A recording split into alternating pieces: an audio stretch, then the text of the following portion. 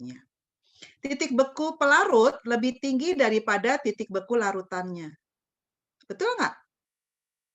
Titik beku larutannya lebih rendah, berarti pelarutnya lebih tinggi dari larutannya. Ya, tekan uap jenuh pelarut murninya lebih rendah dibandingkan, kita lihat satu-satu ya, biar jelas.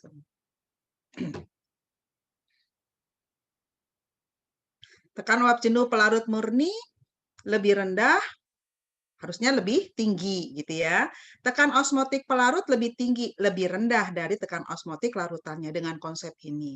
Ya, massa jenis bukan sifat koligatif larutan. Jadi jawabannya adalah yang B. Ya, itu konsepnya. Karena di ujian nasional di ujian sekolah juga nggak terlalu banyak soal hitungan gitu ya. Jadi yang banyak adalah mengenai konsep-konsep. Sampai sini konsep sifat koligatif, ada yang mau tanya? Jadi semuanya berpatokan pada jumlah partikel zat terlarut. Ya. Nah, sekarang dengan rumus yang ada seperti ini, untuk menurunkan titik beku 500 gram air menjadi min 0,062 derajat Celcius, KF-nya 1,86, maka jumlah urea yang harus dilarutkan sebanyak berapa kalau AR-nya diketahui. Nah, kita berarti harus hitung MR-nya urea. Ya. Nah, tadi urea adalah larutan non-elektrolit. Larutan elektrolit adalah asam basa garam. Ya, elektrolit itu asam basa garam. Jadi selain asam basa garam adalah larutan non-elektrolit. Semua sudah tahu ciri-ciri dari asam. Asam itu ada hidrogennya. Untuk asam hidrogennya pasti di depan, HCl, H2SO4, ya. Kecuali asam organik dan biasanya ada COOH-nya yang di belakang. Basa pasti antara logam dengan hidroksida. Logam dengan hidroksida, kecuali basa amonium hidroksida. Ya, garam gabungan antara logam dengan non-logam. Ya, pasti akan membentuk garam dari kation dan anion. Jadi kalau kita menentukan untuk menurunkan titik beku 500. Nah, titik beku itu kan berarti hubungannya sama delta TF, ya. Jadi kita harus tahu dulu delta TF-nya adalah 0 dikurang min 0,062. Ya, jadi delta TF-nya 0,062 derajat Celcius. Delta TF rumusnya M kali I kali KF. Kok dipakein I? Supaya kamu nggak lupa, semua pakein I aja. Kalau non-elektrolit, I-nya sama dengan 1. Kalau non-elektrolit, I-nya sama dengan 1. Karena apa? Karena tidak terurai jadi ion.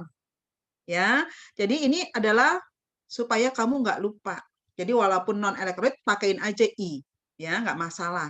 Nah, sekarang kita tinggal masukkan delta TF-nya 0,062. Molalitas adalah jumlah mol zat terlarut per kilogram pelarut. Jumlah mol zat terlarutnya, kita nggak tahu jumlahnya, ditanya X gram. Per MR-nya urea, kalau kamu hitung MR-nya 60. Kali, kan ini per massa pelarut, per 0,5 kilo. Jadi sama saja kali 1000 per 500, lebih gampang angkanya. Nah, ini adalah molalitasnya. Kali faktor I. I-nya sama dengan 1. Kenapa? Karena non-elektrolit. Ya. Kemudian kali KF. KF-nya 1,86. Ya. Jadi kita bisa hitung harga X-nya. Ini lebih gampang. 2 gitu ya. Ini coret lagi 30. Jadi X-nya adalah 0,062 kali 30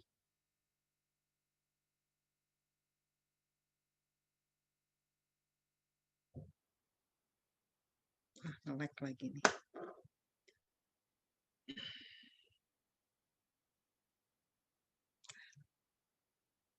Kali 30 per 1,8. Maka kita dapat harga X. Ya, jadi sesuai kunci ya. Jadi ini dalam satuannya gram. Kalau hitungan mungkin kamu nggak masalah. Yang suka bermasalah itu kadang di konsep. Padahal konsepnya ini cukup banyak. Ya, nanti bisa dihitung. Nanti kan kuncinya udah ada ya, kunci jawabannya ya. Ini jadi saya kasih lihat caranya saja bagaimana kamu menyelesaikan soal ini. Ya, nomor 2. Ada pertanyaan? Ini kok nomornya hilang.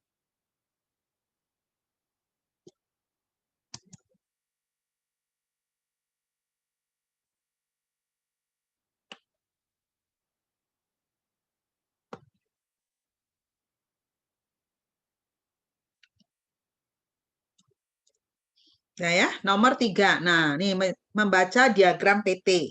Ya, diagram PT. Diagram yang menggambarkan hubungan antara tekanan dan suhu pada 3 fase. Padat, cair, dan uap. Pada 3 fase.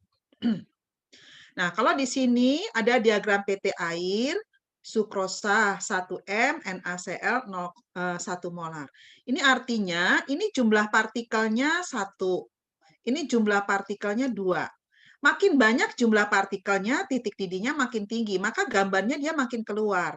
Ya, jadi yang paling dalam ini ya, CXD itu adalah diagram PT-nya air. BYE itu adalah diagram PT-nya sukrosa. Makin keluar jumlah partikelnya makin banyak. AZF ini adalah untuk NaCl. Nah, sekarang kamu lihat. Yang disebut dengan XD ini adalah namanya garis didih. Ya, garis didihnya air, XD. YE ini adalah garis didih. Jadi yang sebelah kanan itu namanya garis didih karena ini kan antara fase uap dengan cair gitu ya. YE ini adalah garis didih. Garis didihnya sukrosa. Ya. ZF ini juga garis didih, tapi garis didihnya untuk NaCl. XC ini menentukan yang sebelah kiri garis beku. Garis besunya air, XC. YB atau BY ini adalah garis bekunya sukrosa. ZA atau AZ ini adalah garis bekunya untuk larutan NaCl. Garis bekunya larutan NaCl. Kemudian D aksen, D atau D aksen ini adalah titik didihnya air. E atau E aksen adalah titik didihnya sukrosa. F atau F aksen adalah titik didihnya NaCl. C atau C aksen adalah titik bekunya air. B atau B aksen adalah titik bekunya sukrosa. A atau A aksen adalah titik bekunya NaCl. Nah, sekarang kalau kita bandingkan larutan sukrosa dengan air, berarti ini D aksen, E aksen, ini adalah kenaikan titik didih sukrosa, karena membandingkannya air dengan sukrosa. Lalu D aksen, F aksen, membandingkannya air dengan NaCl, ini adalah kenaikan, jadi ini namanya delta TB dari larutan NaCl. Karena membandingkan air dengan NaCl. Ya, jadi sebaliknya di sini membandingkan titik beku antara air dengan sukrosa, maka ini menunjukkan delta TF-nya, sukrosa. Nah, membandingkan air dengan, jadi B aksen, C aksen itu adalah delta TF-nya sukrosa. Membandingkan air dengan NaCl berarti A aksen, C aksen, ini adalah delta TF-nya NaCl. Atau penurunan titik beku atau perubahan titik bekunya larutan NaCl. Ya. Jadi ini semuanya yang mana saja pun yang ditanya, ya pasti kita harusnya bisa ya untuk membaca diagram PT ini.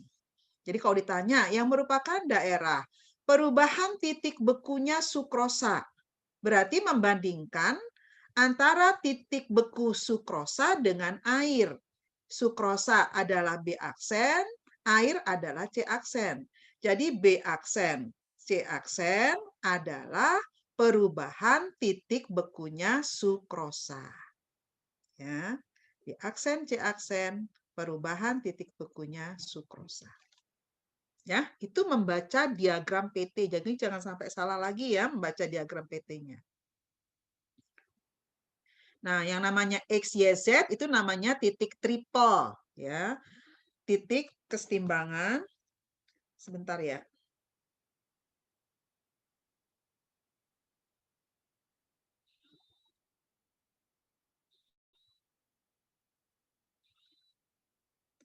Halo? Bapak udah nyampe ya? Ya. Oh ya, bentar ya. Nana sebentar ya, ada Pak Jeding mau ngambil barang dari sekolah. Makasih. Udah, nomor 3, ada pertanyaan? Nomor 4. Berikut ini beberapa penerapan sifat koligatif larutan dalam kehidupan sehari-hari. Harusnya mah ini tahu ya. Penyerapan air oleh akar tanaman. Berarti ini adalah merupakan penerapan tekanan osmotik. Penambahan garam dalam pembuatan es putar, jadi membuat pendingin, ini berhubungan dengan penerapan penurunan titik beku. Penambahan garam untuk mencairkan salju, juga menurunkan titik beku, sehingga ini juga penerapan dari penurunan titik beku. Penggunaan garam untuk membunuh lintah, ini adalah tekanan osmotik. Ya, karena kan tekanan osmotik kita tahu bahwa mengalirnya pelarut dari yang encer ke yang lebih pekat. Jadi kalau garam itu lebih pekat dari cairan dari tubuh lintah. Maka tubuh lintah itu akan tertarik cairannya sehingga dia akan kekurangan cairan. Makanya lintahnya bisa mati gitu ya. Menambahkan etilen glikol pada radiator mobil. Etilen glikol itu adalah untuk supaya di daerah yang beriklim dingin itu air radiator mobilnya tidak membeku, jadi menurunkan titik beku. Jadi misalnya menggunakan obat tetes mata itu juga tekanan osmotik. Terus kalau kita menjemur ikan asin, ya itu adalah penurunan tekanan uap jenuh hubungannya, ya karena artinya kan berarti ada penguapan dari air gitu ya. Jadi penurunan tekanan uap jenuh. Pemisahan yang titik didih adalah kita bisa lihat misalnya pada pemisahan minyak bumi menjadi fraksi-fraksi minyak bumi, ya itu kan berdasarkan perbedaan titik didih, maka itu adalah penerapan dari kenaikan titik didih, ya itu beberapa sifat koligatif yang kita sering jumpai dalam kehidupan sehari-hari. Nah, sekarang kalau ditanya, penerapan tekanan osmotik terdapat pada peristiwa nomor, tadi kita sudah lihat bahwa nomor 1 dan nomor 4 itu adalah tekanan osmotik. Jadi jawabannya adalah yang B. Ya, ini mungkin semuanya udah tahu ya, penerapan.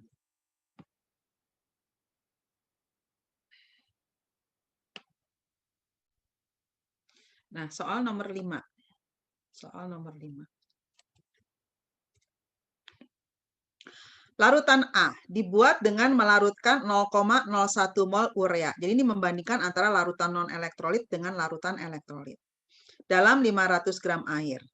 Larutan B dibuat dengan melarutkan 0,01 mol Na2SO4 dalam 500 gram air. Jika larutan B terionisasi sempurna dalam air, karena elektrolit ya, jadi alfanya sama dengan 1, maka perbandingan penurunan titik beku larutan A terhadap larutan B adalah, nah jadi kita lihat dulu jumlah partikelnya. Jadi yang kita bandingkan adalah jumlah partikelnya, bukan molalitasnya, gitu ya. Berarti urea. Urea jumlah molalitasnya 0,01 mol ya per 0,5 kilo. Ini molalitasnya ya. Jadi berarti 0,02 molar ya. Ini jumlah partikelnya karena urea adalah non elektrolit, faktor I-nya 1, maka jumlah partikelnya 1 kali 0,02. Jadi berarti 0,02 molar. Kemudian Na2SO4 jumlah molnya adalah 0,01 per 0,5. Jadi sama 0,02 molar. Jumlah partikelnya adalah jumlah ionnya ada 3. Ya, kan kalau alfanya sama dengan 1, maka faktor I-nya sama dengan jumlah ionnya. Ya, jadi berarti di sini 0,02 dikali 3. Jadi berapa? 0,06 molar. Ya, jadi sebenarnya dengan membandingkan jumlah partikelnya, karena kan konsentrasinya sama, jumlah partikelnya itu kan 1:3. Ya, jadi berarti perbandingan penurunan itu kan berarti kan kalau kita bandingkan urea M kali I kali delta TF gitu ya. Dari kali KF per M kali I kali KF sama. KF-nya kan sama-sama air, jadi sama. Molalnya sama 0,02. Maka kita tinggal membandingkan antara urea dengan larutan Na2SO4. I-nya 1 urea. Na2SO4 3. Ya, jadi berarti antara urea dan Na2SO4 adalah 1:3. Ya, jadi perbandingan penurunan larutan A terhadap larutan B adalah 1:3. Ya, jadi kita membandingkannya dari jumlah partikelnya. Karena jumlah partikelnya konsentrasinya sama, berarti dari faktor I-nya saja yang kita lihat. Maka itu yang membedakan antara sifat koligatif larutan elektrolit dan non-elektrolit. Ya, karena jumlah partikelnya sama. Jadi jangan dilihat misalnya ini 0,02 berarti 1:1. Wah, itu pengecoh namanya. Ya, jadi walaupun dia sama-sama 0,02 karena yang satu non elektrolit, yang satu elektrolit, maka lihatlah dari faktor Van Hoff-nya. Ya. Karena tadi sifat koligatif adalah sifat yang tergantung pada jumlah partikel zat terlarut. Jumlah partikel zat terlarut. Oke? Ada pertanyaan? Nah, ini artinya kita kan sebenarnya bukan menghitung konsep gitu ya. Karena berarti kita harus tahu konsepnya sifat koligatif itu seperti apa.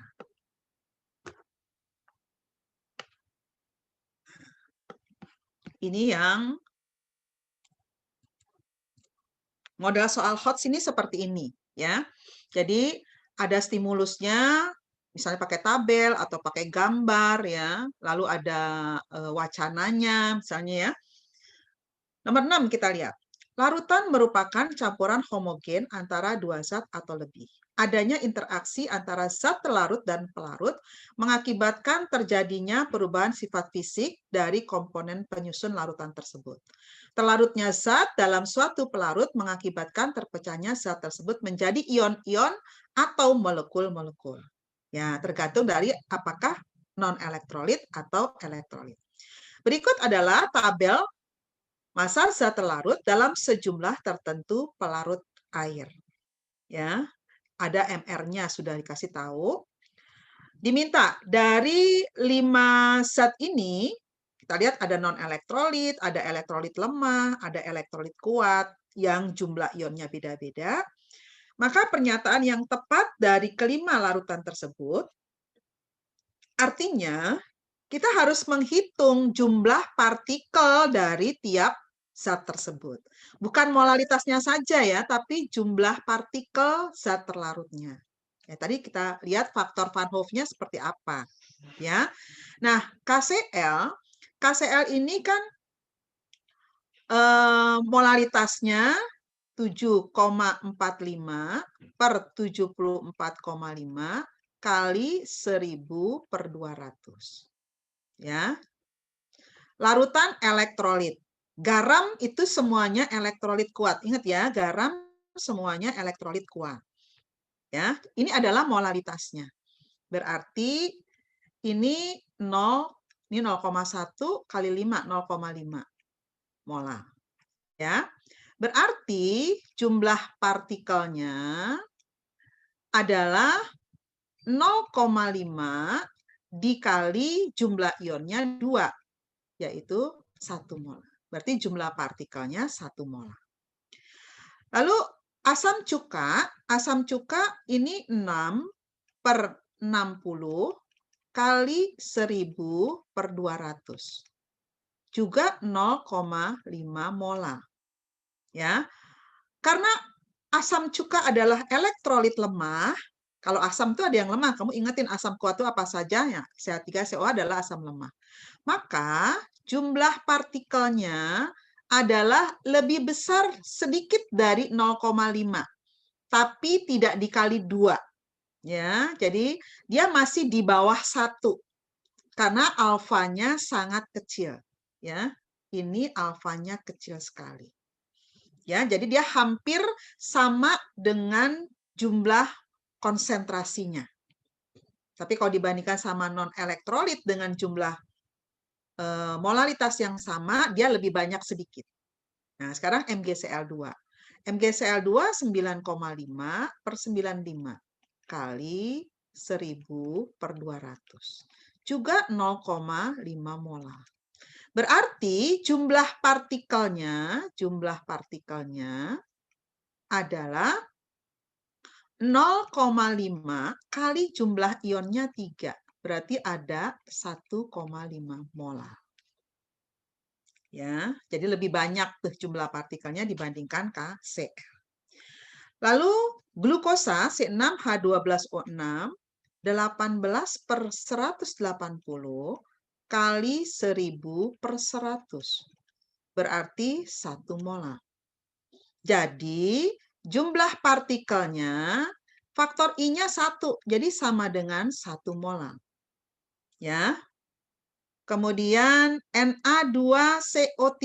Na2CO3 10,6 per 106 kali 1000 per 100. Berarti juga 1 molar. Na2CO3 adalah larutan elektrolit kuat karena garam. Berarti jumlah partikelnya 1 dikali faktor I-nya 3. Jadi sama dengan 3 molar. Ya. Jadi tadi kita lihat bahwa semakin banyak jumlah partikel, titik didihnya makin tinggi, tekan osmotiknya makin tinggi, titik bekunya makin rendah, tekanan uap jenuhnya juga makin rendah. Jadi pernyataan yang tepat dari kelima larutan tersebut adalah ya kita membandingkan dari jumlah partikelnya. Titik beku larutan 5 lebih tinggi dibanding larutan 1. Karena jumlah partikelnya lebih banyak, maka titik beku larutan 5 lebih rendah dari larutan 1. Ya, tadi jumlah partikelnya, ingetin, makin banyak, maka titik bekunya makin rendah, titik tekanan uap jenuhnya makin rendah, titik didihnya makin tinggi, tekanan osmotik. Nah, ini konsepnya ini, ya, kita lihat. Titik beku larutan 3 lebih rendah dibandingkan larutan 2.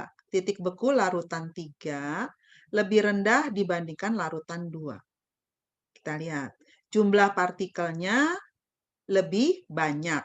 Makin banyak lebih rendah. Jadi, titik beku larutan 3 ya lebih rendah dibandingkan larutan 2. Karena jumlah partikelnya lebih banyak dari larutan 2. Ya, jadi ini konsepnya yang kita pelajari mengenai sifat koligatif larutan. Jadi sesuai dengan konsep dasar dari sifat koligatif larutan.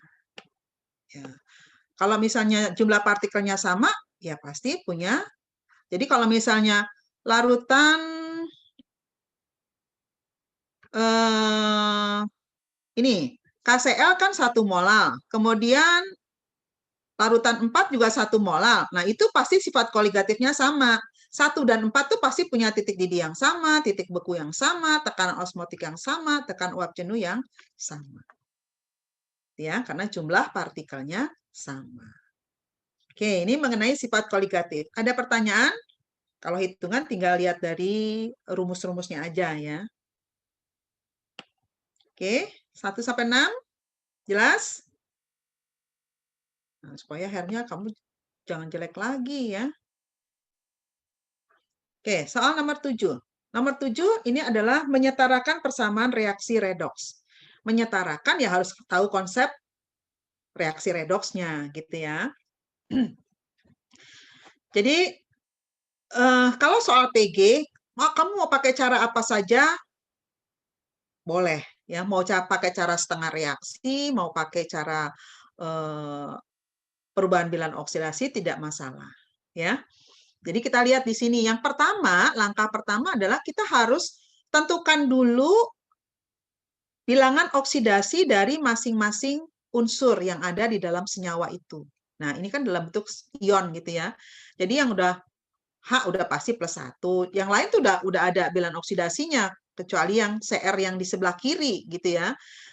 Jumlah bilangan oksidasi dalam suatu ion sama dengan muatannya. Jadi oksigen itu kan bilangan oksidasinya normal itu selalu -2. Maka supaya jumlahnya jadi -2, maka di sini pasti Cr-nya jadi +6. Semua pasti sudah bisa ya nentuin oksidasi. Nah, baru langkah kedua kita samakan ya, samakan jumlah yang mengalami perubahan bilangan oksidasi. Yang berubah kan adalah Cr ini kan. Nih berubah. Kemudian Cu. Cu juga berubah.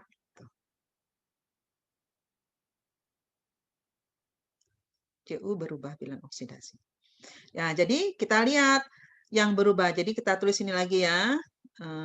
Cr2O7 2- ditambah H+. Sebenarnya ini udah gampang banget nih. Cr3+ tambah H2O ditambah Cu2+.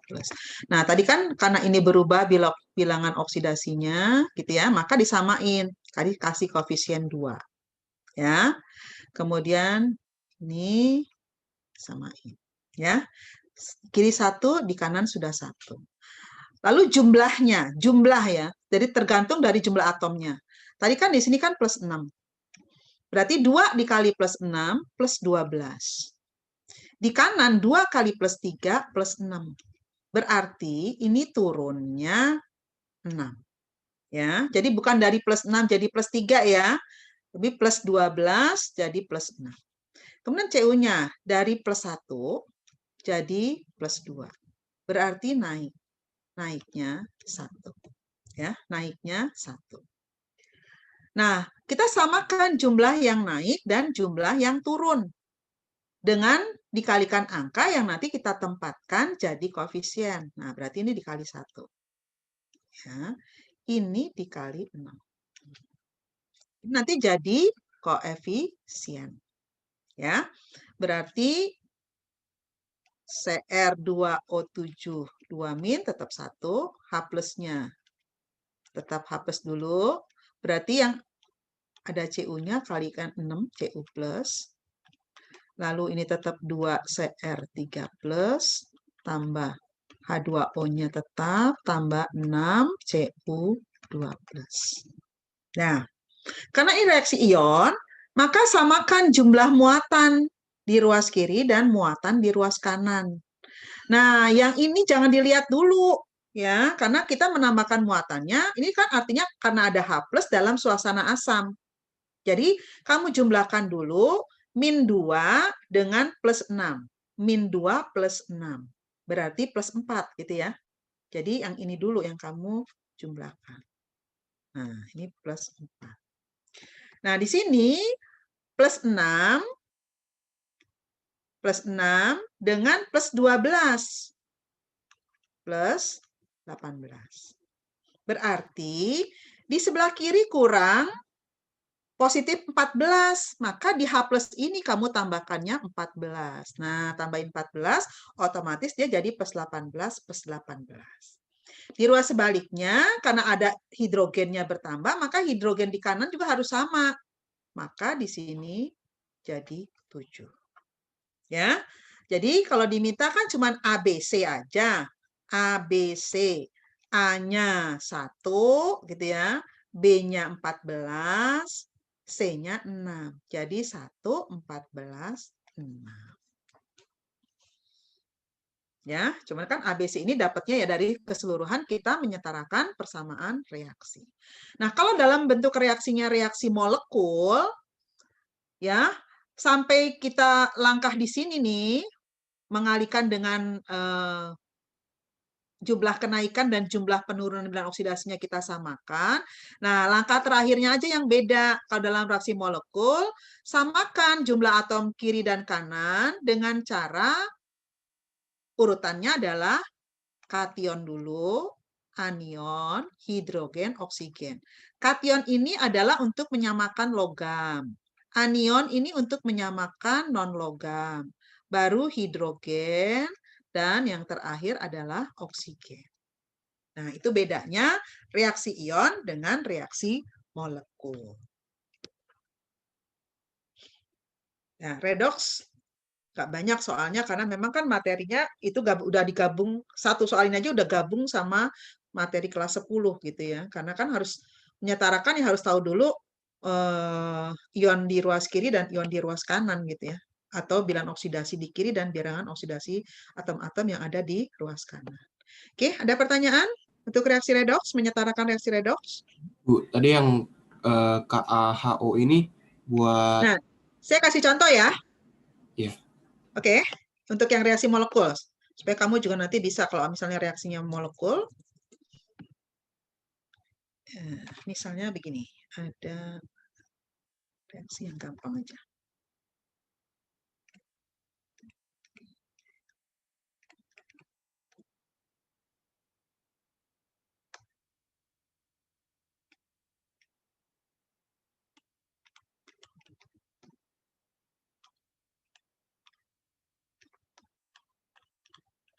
Nah, misalnya ini adalah dalam bentuk reaksi molekul ya. Ini reaksi redox. Langkah pertama, sama. Kita tentuin dulu bilangan oksidasi dari masing-masing unsur. Ya, saya kasih biar beda.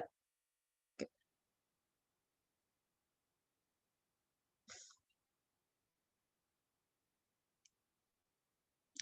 Nih ya. Kan kita lihat aturannya. Oksigen itu bilangan oksidasinya dalam suatu unsur -2, yang normal gitu ya. Berarti di sini Mn-nya plus 4. Gitu ya, plus 4. Kemudian HCl. H itu plus 1. Cl min 2. Min 1, sorry, kok min 2. MnCl2. Mn, berarti kan ini tinggal kita kali silang ya. Mn-nya plus 2, Cl-nya min 1. Di sini Cl-nya 0. Ini H-nya plus 1, min 2. Nah, sekarang kita lihat. Berarti yang berubah bilangan oksidasinya Mn. Kiri dengan kanan, Cl kiri dengan kanan. Ya, ini yang berubah ya. Samain jumlah atom yang berubah biloxnya. Berarti atom Mn dan Cl harus disamain kiri dengan kanan. Yang berubah. Kiri Mn 1, kanan 1. Berarti kita nggak perlu tambah koefisien. Tapi Cl di kiri 1, di kanan 2 yang berubah. Maka di sini kasih koefisien 2. Ya. Lalu kita jumlahkan nih. Mn 1 kali plus 4. Plus 4. 2, Mn-nya di kanan plus 2. 1 kali plus 2. Cl-nya 2 kali min 1. Min 2. Kemudian ini 0. 2 dikali 0, 0. Berarti ada jumlah naik dan jumlah turun. Nah, ini kebetulan sama, ya. Jumlah naik dari plus 4 jadi plus 2. Jadi turunnya 2. Ini naiknya 2. Berarti kan sama-sama 2 dengan 2. Jadi koefisiennya cukup 1. Ini 1. Nah, jadi berarti yang MnO2 tetap MnO2, jadi 1 plus yang Cl itu dikaliin 1 gitu ya, 1. Jadi 2 HCl tetap. Kemudian MnCl2 tetap 1 MnCl2. Yang di sini tetap 1 Cl2 plus H2O. Nah, sekarang yang tadi saya bilang, samakan urutannya KHO. KHO. Kation. Kation berarti logam. Mn, kiri dengan kanan. Ternyata sudah sama. Anion. Anionnya adalah Cl. Ya, anion itu berarti Cl min kan ya. Berarti non logamnya adalah Cl. Cl di kiri 2. Di kanan 2 tambah 2, 4. Artinya ini harus kita ganti jadi 4. Ya, jadi 4 HCl. Nah, ini urutannya KHO. Jadi anionnya sudah, kationnya sudah. Baru hidrogen. Karena anionnya kan nggak ada lagi kan, non-logamnya. Hidrogen. Hidrogen di kiri ada 4. Di kanan juga harus 4. Maka di sini kasih koefisiennya 2. Baru oksigen. Kiri 2, kanan 2. Karena oksigen ini, kenapa terakhir? Karena biasanya kalau atom-atom yang lain sudah setara di kiri dan kanan, oksigen itu otomatis akan mengikuti setara. Nah, itu maksudnya urutannya KHO. Jadi tetap kamu harus periksa lagi gitu ya, untuk menyetarakan persamaan reaksi redoks ini. Jadi MnO2 tambah 4 HCl jadi MnCl2 plus Cl2 plus 2H2O. Gitu. Ada lagi pertanyaan? Jelas nggak ini? Halo? Jelas, Bu. Jelas ya? Yang lain gimana? Yang lain?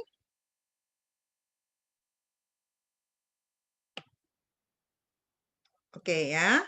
Kalau nggak ada pertanyaan, sekarang kita lihat ini mengenai sel volta. Jadi nomor 8 adalah mengenai sel volta. Perhatikan rangkaian sel volta berikut. Sel volta itu terdiri dari ini ada elektrolitnya. Nah, ini kan FeSO4, CuSO4 ya. Kalau dalam larutan pasti dia terurai jadi ion-ion. Kemudian kalau ada Fe2+, maka yang dicelupkan adalah elektrodanya besi. Kalau ada Cu2+, maka elektrodanya adalah Cu. Ya, jadi kita sudah lihat sini ini udah jelas ada anoda katoda. Kalau katoda anodanya nggak diketahui, bisa kamu lihat dari arah panahnya, ya. Karena elektron selalu mengalir pada sel volta dari anoda menuju ke katoda.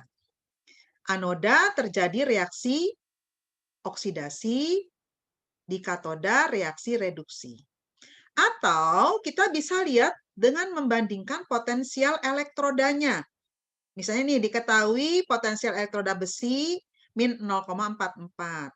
Potensial elektrodanya Cu plus 0,34. Nah, kalau harga E0-nya makin besar, maka ini ionnya mengalami reduksi. E0 yang lebih kecil, maka logamnya yang mengalami oksidasi. Tuh, ingetin ya. Atau tanda panahnya. Kalau ini mungkin aja yang ini nggak ada nih, misalnya ini nggak ada. Lihat dari sini. Ini pasti tanda panahnya begini. Nah, ini artinya Fe adalah anoda, Cu katoda. Misalnya nih katoda anodanya nggak ditulis gitu ya. Anoda katodanya nggak ditulis misalnya. Cuman ada Fe, Cu. Nah, maka perhatikan arah panahnya. Karena elektron mengalir dari anoda ke katoda. Ya, ini elektronnya. Nah. Jadi, Nah, kalau kita membandingkan ini, pernyataan yang tepat sesuai gambar tersebut. Nah, ini ada potensial elektrodanya. Besi lebih rendah, maka besi adalah sebagai, jadi Fe adalah anodanya. Itu udah jelas tuh tadi. Ya. Ini ada anoda, katodanya. Sebenarnya udah jelas banget gitu ya. Terus Cu adalah sebagai katodanya. Jadi Cu2+ bertindak sebagai anoda, bukan, tapi Cu harusnya sebagai katoda. Cu2+ larutan nggak mungkin jadi elektroda gitu ya. Larutan nggak mungkin jadi elektroda. Pasti logamnya yang jadi elektroda. Besi bertindak sebagai elektroda positif. Elektroda positif itu adalah katoda. Elektroda positif itu katoda. Nih, positif, ini negatif. Jadi udah pasti salah. Reaksi oksidasi terjadi pada logam Cu. Logam pada anoda yang mengalami oksidasi, harusnya logam besi. Ya. Elektron mengalir dari besi ke Cu, dari anoda ke katoda. Betul, ya jawabannya. Ion negatif dalam jembatan garam. Nah, jembatan garam ini kan untuk menjaga kenetralan. Jadi kalau ion negatif pasti mengalirnya ke tempat yang kelebihan ion positif. Nah, ini kan Fe. Fe2+, Fe berubah menjadi Fe2+. Fe2+-nya jadi makin banyak. Maka ion negatifnya mengalirnya ke ruang anoda. Ion positifnya mengalir ke ruang katoda. Ya. Jadi Fe ini kan Fe kan jadinya Fe2+ tambah 2 elektron. Maka di anoda ini akan kelebihan ion positif. Di katoda Cu2+-nya plus 2 elektron jadi Cu. Maka di katoda kekurangan Cu2+, kelebihan ion negatif. Jadi ion positif dari jembatan garam menuju anoda, ion negatifnya menuju ke katoda. Itu ya. Itu dari jembatan karena dari reaksi ini. Jadi di anoda kelebihan ion positif. Ini berarti kelebihan karena ion positifnya berubah jadi logam, ion positifnya jadi berkurang di katoda. Berarti dia kelebihan sulfat kan? Berarti kelebihan ion negatif. Nah, jembatan garam yang negatif menuju ke yang tempat kelebihan positif, yang positif menuju ke tempat yang kelebihan negatif. Itu fungsi jembatan garam untuk menjaga kenetralan di antara kedua larutan tersebut. Ya, itu konsep mengenai sel volta.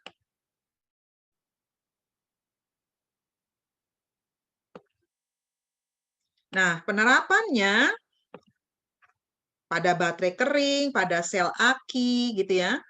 Misalnya baterai kering adalah salah satu sumber listrik yang mudah kita peroleh. Isi dari baterai adalah zat kimia yang nantinya apabila dihubungkan dengan peralatan elektronik akan mengubah energi kimia menjadi energi listrik. Nah, ini dia nih.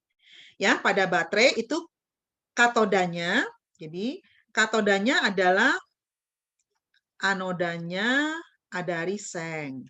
Katodanya dari grafit. Ya. Nah, reaksi di anoda itu karena ini adalah logam seng, sengnya yang teroksidasi jadi Zn2+ tambah 2 elektron. Zn teroksidasi. Nah, di katoda grafit ini inert ya. Jadi yang berubah adalah MnO2. MnO2-nya ini di anoda, ini di katoda. Yang berubah menjadi Mn2O3. Ya, itu perubahan yang terjadi pada saat kita menggunakan sel volta. Ya, kalau aki bagaimana? Nah, kalau aki itu adalah anodanya dari Pb, katodanya dari PbO2. Nah, reaksi di anoda Pb ini akan berubah jadi Pb2+. nanti elektrolitnya menggunakan H2SO4. Nah, nanti ini akan bereaksi dengan ion sulfat. Ya, jadi akan terbentuk PbSO4. Di katoda nanti PbO2-nya berubahnya jadi Pb2+ juga. Nah, nanti dengan sulfat dia akan membentuk ini. Ya, hanya nanti reaksi redoksnya berarti ini ada penambahan sebelah kanannya 2H2O, di kiri ada 4H+. Kalau ini kan Pb jadi Pb2+ saja tambah 2 elektron gitu ya. Nah, ini berarti kalau kita menggunakan aki, maka kita artinya mengubah Pb dan PbO2 menjadi PbO2, ini menjadi PbSO4. Ya, karena dua-duanya baik di anoda katoda terbentuk Pb2+ dengan sulfat dari elektrolit yang ada pada sel aki ini akan membentuk PbSO4. Nah, kalau kita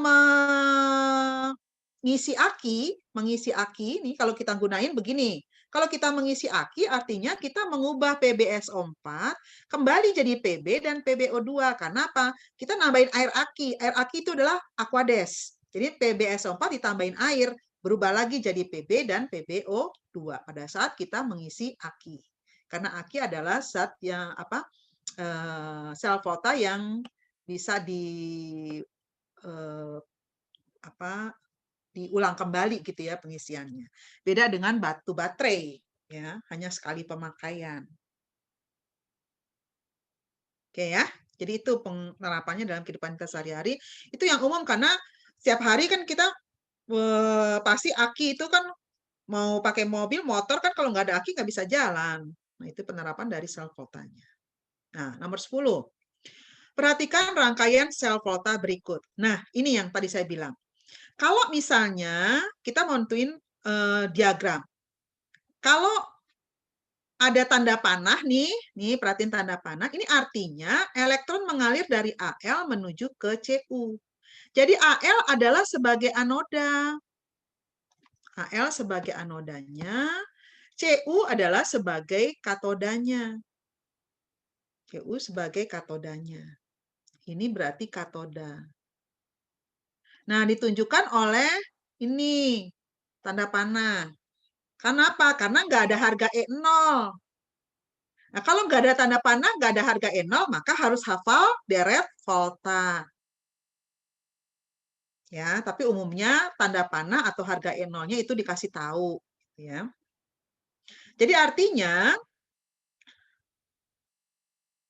anodanya berarti Al. Katodanya berarti Cu. Nah, elektron mengalir dari Al menuju ke Cu. Sudah terlihat dalam tanda panah.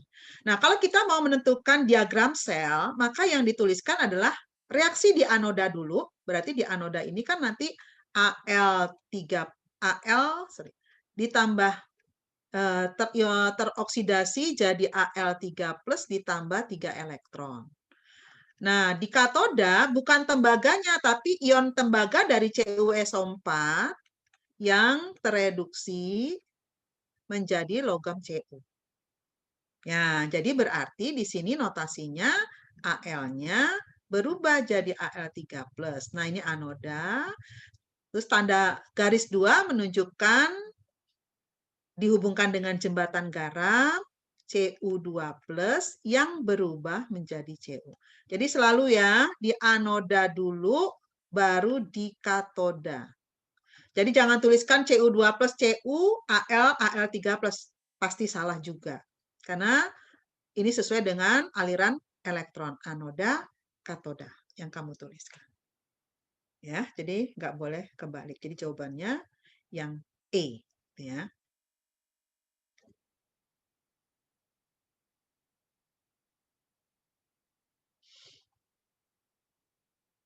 Itu untuk menentukan diagram sel. Kalau ada harga E0, ya lihat. E0-nya yang lebih tinggi, jadi katoda. E0-nya yang lebih kecil, maka logamnya pasti jadi anodanya. Nah, seperti ini, reaksi redoks berlangsung spontan dengan membebaskan energi. Ketahui data potensial reduksi standar. Nah, berarti kita lihat nih. Ini kan min 2,87, min 1,66. Maka di sini anodanya adalah Ca, katodanya adalah Al. Karena lebih besar, lebih positif ya Al. Min 1,66 kan lebih positif daripada min 287. Jadi, kalau ditanya besarnya potensial sel yang bisa dihasilkan dari reaksi ini adalah, nah kalau potensial kan tinggal E0 sel adalah E0 katoda dikurang E0 dari anoda. E0 itu adalah potensial reduksi ya. Jadi potensial reduksi katoda berarti E0-nya Al dikurang E0-nya Ca. Nah, Al E0-nya min 1,66 dikurang Ca min 2,87. Nah, hasilnya pasti plus. Ya, plus 287 min 166 berarti 1,21. Nah, jadi plus 1,21 volt. Jadi jawabannya ini.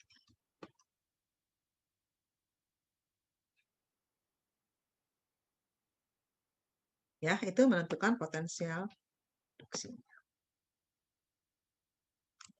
Sebenarnya sel volta itu paling gampang kayaknya ya. Nah, ini menentukan deret keaktifan logam. Menentukan deret keaktifan logam. Ya, kita tahu bahwa deret keaktifan logam gitu ya. Kalau ini deret volta, misalnya ini deret volta. Kita tahu makin ke kanan, harga E0-nya makin besar. Nih, saya ini makin ke kanan. E0-nya makin besar. Makin ke kanan, makin mudah mengalami reduksi ionnya. Makin ke kiri, makin mudah mengalami oksidasi logamnya. Ya, maka artinya daya pereduksi makin ke kanan, makin kecil. Sebaliknya, daya pengoksidasi makin ke kanan, makin besar. Daya pereduksi itu sama dengan reduktor. Daya pengoksidasi ini sama dengan oksidator. Sifat oksidator makin ke kanan, makin besar.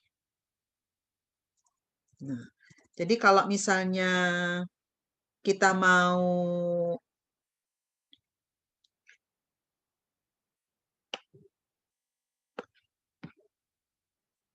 menentukan suatu unsur, urutannya bagaimana dengan daya pereduksi yang semakin meningkat. Semakin meningkat itu artinya dari yang rendah ke yang lebih tinggi gitu ya, yang makin meningkat.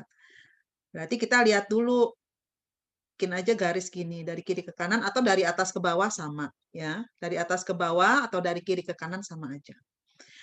Nah, kita bisa lihat sini, L2 plus tambah P jadi L tambah P plus, E0-nya min 0,46. E0 negatif itu artinya reaksi redoks tidak berlangsung spontan. Kalau tidak berlangsung spontan, ini artinya P letaknya, karena kan elektroda di sebelah kiri, ya, logam di sebelah kiri, bisa mendesak ion logam di sebelah kanan. Maka harga E0-nya pasti positif. Kalau dia nggak bisa mendesak, artinya E0-nya negatif. Ya, kalau yang di kanan nggak bisa mendesak ion logam yang di sebelah kiri. Jadi kalau ada reaksi L2 plus tambah P jadi L tambah P plus negatif, artinya P tidak bisa mendesak L2 plus. Kalau P nggak bisa mendesak L2 plus, artinya P letaknya di kanannya logam L pada deret volta. Jadi L-nya yang di kiri. Ini P-nya. Dengan selisih potensialnya, tetap angkanya yang ditulis 0,46, jangan dikasih negatif. Ya. Negatif itu hanya menunjukkan bahwa L letaknya di kirinya P. Atau P di kanannya L, karena P tidak bisa mendesak logam L. Kemudian P tambah M, jadi M tambah 2P. E0-nya plus 1,24. Reaksi redoks berlangsung spontan. Artinya M bisa mendesak ion P dari larutannya. Maka artinya M letaknya di kirinya P pada deret volta. Dan selisihnya 1,24. Berarti M-nya di sini gitu kan. M letaknya di kirinya P. Nah, ini selisihnya 1,24. Dia tetap juga di kirinya L. Karena kan L sama P itu selisihnya cuma 0,46. Ya. Kemudian P dengan S, reaksi juga berlangsung spontan. Artinya S bisa mendesak P dari larutannya. S letaknya di kirinya P pada deret volta. Selisihnya 2,46. S letaknya di kirinya P. Berarti S-nya di sini gitu kan? Karena lebih jauh 2,46. Nah, 2,46. Jadi inilah urutan logam-logam yang ada pada deret volta.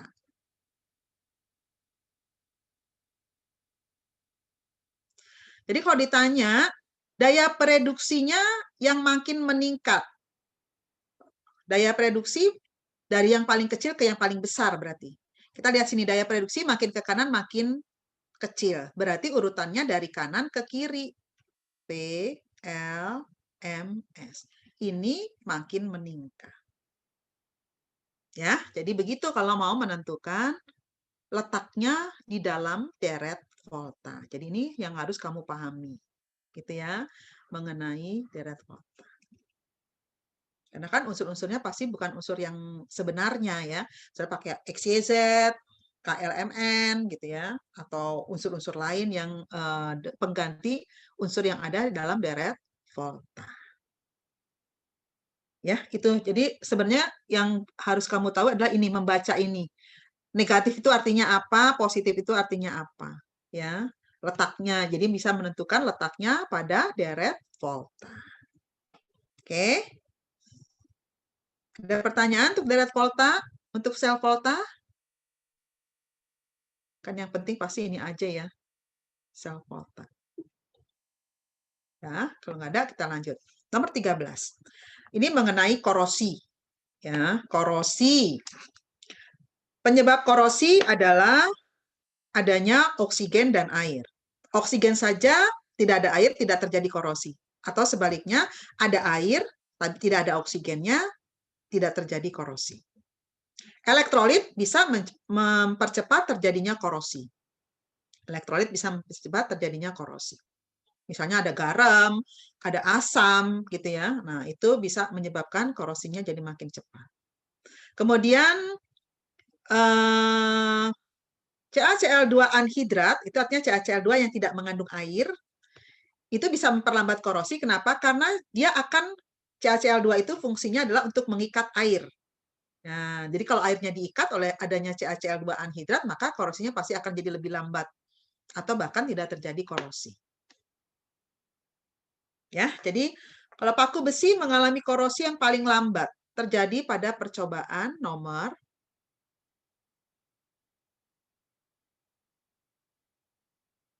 berapa? Nih kalau nomor 1 ini paling cepat karena dikasih air garam. Tempatnya terbuka. Pastikan oksigen dan akan masuk. Nah, ini ditambah larutan KNO3.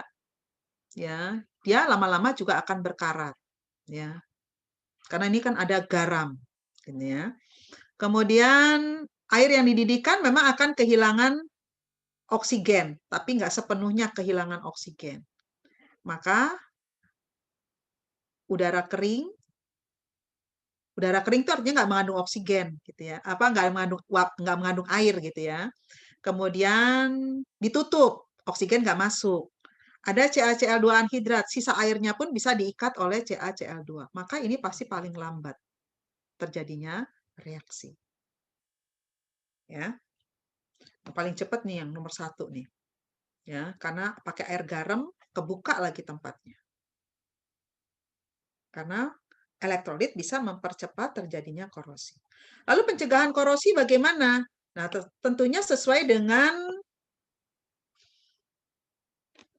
penyebabnya, yaitu adanya air atau uap air dan oksigen. Maka kita harus hindari kontak langsung dengan oksigen dan air. Ya. Bisa dicat, bisa melumuri dengan oli, misalnya mesin mobil gitu ya. Atau rantai sepeda itu bisa pakai oli itu ya, supaya dia tidak berkarat. Perlindungan katodik. Perlindungan katodik adalah mendekatkan logam yang harga E0-nya lebih negatif dibandingkan logam besi. Ya, kalau untuk mencegah korosi besi, biasanya ini pipa-pipa dalam tanah itu kan nggak mungkin dicat, nggak mungkin digalvanisasi, karena itu kan berkilo-kilometer. Maka ditempatkan biasanya logam magnesium di kilometer tertentu supaya nanti dalam periode tertentu bisa diganti. Karena apa? Mg itu punya potensial elektroda lebih negatif dibandingkan besi. Maka dia pasti bisa mencegah terjadinya korosi. Jadi kalau ditanya, metode yang paling tepat digunakan untuk melindungi pipa besi yang ada di dalam tanah dan mesin mobil berturut-turut adalah pipa besi yang ada dalam tanah ya bisa dengan perlindungan katodik atau pengorbanan anoda. Perlindungan katodik atau pengorbanan anoda sama. Mesin kendaraan bermotor ya bisa melumuri dengan oli.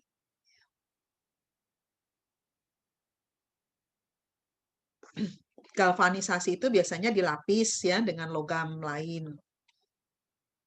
Misalnya tiang listrik itu biasanya digalvanisasi ya supaya tidak berkarat juga. Kalau pagar rumah ya cukup dicat. Dikasih plastik misalnya. Kalau setrika tuh setrika listrik, nah itu di electroplating tuh biasanya ya, dilapis dengan krom. Biasanya disebutnya chrome plating. Ya, itu pencegahannya. Soal nomor 15 adalah mengenai elektrolisis. Elektrolisis.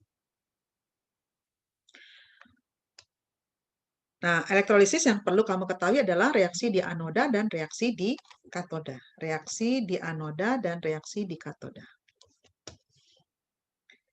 Lalu perhatikan jenis elektrodanya. Karena kalau katoda, mau katodanya apa saja nggak pengaruh.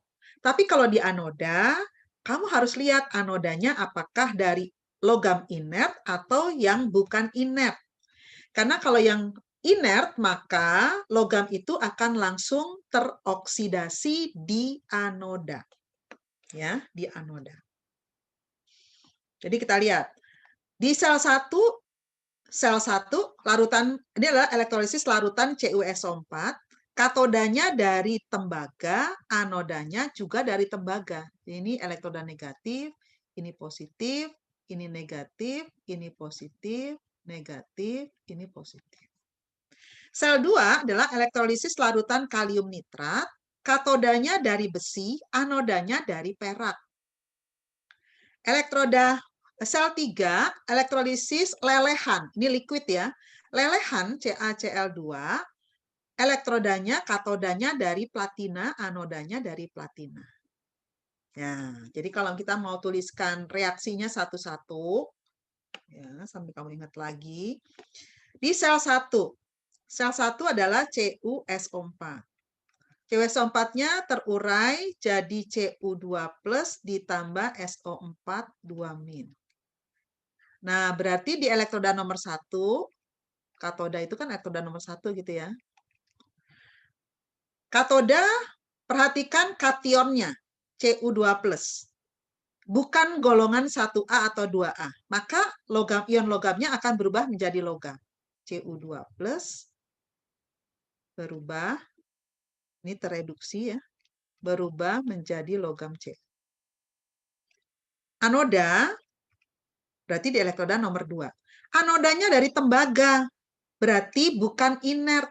Langsung Cu-nya, anodanya teroksidasi jadi Cu2+ tambah 2 elektron. Nah, itu reaksi di katoda di anodanya. Kemudian di sel kedua, KNO3. terionisasi jadi K+ tambah NO3-. Di katoda, katodanya katoda nomor 3. Kita lihat, larutan kalium nitrat. Larutan berarti larutan golongan 1A. Larutan berarti ada air. Golongan 1A, 2A, potensial elektrodanya lebih rendah dari air. Maka dia akan kalah sama air. Maka di sini airnya yang akan tereduksi. Membentuk 2OH- ditambah H2. Anoda. Anodanya elektroda nomor 4. Anodanya tembaga, perak. Anodanya bukan inert. Maka anoda ini langsung yang akan teroksidasi. Jadi Ag+ tambah elektron. Jadi bukan NO3- lagi. Nah, kemudian sel 3, CaCl2. Lelehan ini ya. Kalau ini tadi larutan. Lelehan Ca2+ tambah 2Cl-. Di katoda, elektroda nomor 5. Lelehan, leburan, itu sama dengan ion logam lain. Nggak punya air. Ya, jadi CaCl2 kalau lelehan nggak ada air, maka Ca2+ nggak punya saingan. Jadi dia akan tereduksi membentuk logam Ca. Anodanya inert. Berarti anionnya Cl-. 2Cl- tambah 2 elektron jadi Cl2. Nah, kalau udah tahu reaksi-reaksinya seperti ini, kalau ditanya pasangan elektroda yang menghasilkan endapan dan gas berturut-turut. Endapan itu ada di elektroda nomor 1, elektroda nomor 5. 1,5 itu hanya endapan. Berarti A enggak mungkin, karena dua-duanya 1 dan 5 ada endapan. Ya, logam ya, terbentuk logam berarti ada endapan. 1,6 itu ada gas, gasnya Cl2. Maka 1 dan 6. Karena nomor 2 itu larutan yang ada, larutan Cu2+. Nomor 3 adanya gas hidrogen dan ion OH-, bukan endapan. Jadi hanya 1 dan 6. Ya, karena dimintanya endapan dan gas berturut-turut. Ya, jadi ini harus perhatiin nih wujud-wujudnya ya. Karena kalau lelehan walaupun dia golongan 1A, 2A, itu tetap dia akan mengalami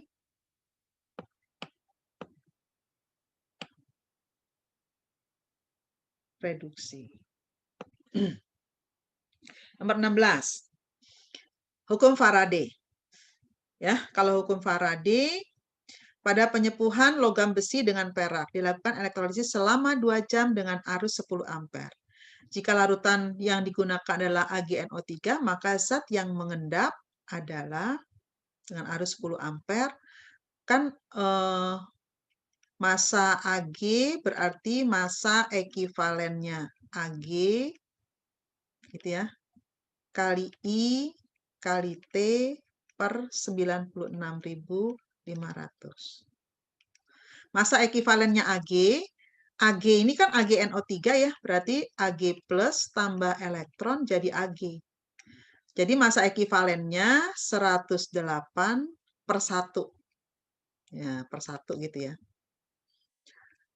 I-nya kuat arusnya selama 10, kuat arusnya 10 ampere. Kemudian waktunya 2 jam. 2 kali 60 kali 60 detik gitu ya. Kali 60 menit kali jadi detik kali 60 lagi. Per 96.500. Nah, ini nggak perlu menghitung karena kita tinggal masukin angkanya aja. Ya, jadi 108 kali 10 kali 2 kali 60 kali 60 per 96.500. Ini ya yang ada ya. Yang tepat. Bu, sorry Bu, tadi nomor 15 saya mau nanya. Yang gambarnya itu kan yang di sel kedua itu ada Fe sama Ag itu ngelihatnya gimana Bu? Ini negatif, ini positif gitu ya. Berarti ini negatif, kanannya positif, negatif, positif. Berarti negatif kan katoda kan? Katoda negatif, anoda positif gitu ya. Ini sel elektrolisis ya. Kalau sel volta, katoda positif, anoda negatif. Ini sel volta. Kalau ini elektrolisis. Kebalikannya ya dari sel volta. Jadi ini artinya di sel 2 kita mengelektrolisis larutan. Kan aqueous kan larutan. Larutan kalium nitrat. Negatif berarti kan katodanya dari besi. Positif berarti anodanya dari tembaga. Dari perak. Jadi kalau kita mau lakukan elektrolisisnya adalah kalium nitratnya pasti terurai jadi ion K+ dan ion NO3-. Di katoda yang ini kan menuju katoda nih. Yang ini menuju anoda. Menuju katoda. Katodanya dari besi. Katoda tuh mau dari apa saja, yang kita lihat adalah ion negatifnya. Ion positifnya, ion positifnya, kationnya. Ion positifnya dari larutan K+. Larutan K+ itu larutan golongan 1A, jadi larutan 1A, 2A, Al, dan Mn. Ini adalah air yang tereduksi. Kenapa air? Karena potensial reduksinya air lebih besar daripada larutan 1A, larutan 2A, larutan Al, dan larutan Mn. Gitu ya. Maka di sini bukan K+-nya jadi K, tapi air. Karena ada air, jadi K+-nya kalah dari air. Punya potensial reduksi lebih tinggi. Maka air yang akan tereduksi menjadi ion OH- dan gas hidrogen. Kemudian di anoda, anodanya dari perak. Perak itu bukan inert, karena kalau yang inert adalah PT, AU, dan C. Itu inert. Jadi kalau Ag berarti bukan inert. Kalau bukan inert, maka logam tersebut langsung teroksidasi. Jadi nggak perlu lihat anodanya. Jadi NO3-nya nggak akan berubah di anoda, tetap NO3-. Tapi Ag plusnya teroksidasi menjadi Ag+, Ag-nya jadi Ag+ ditambah elektron. Jadi di sini, di elektroda nomor 4, itu dihasilkan larutan Ag+. Gitu ya. Jadi kita lihatnya di sini nih. Nah, maka dalam gambar diperhatikan elektrodanya yang dipakai di anoda katodanya apa. Oke? Jelas nggak? Tadi siapa yang tanya? Udah ya? Jelas? Ada lagi yang mau tanya?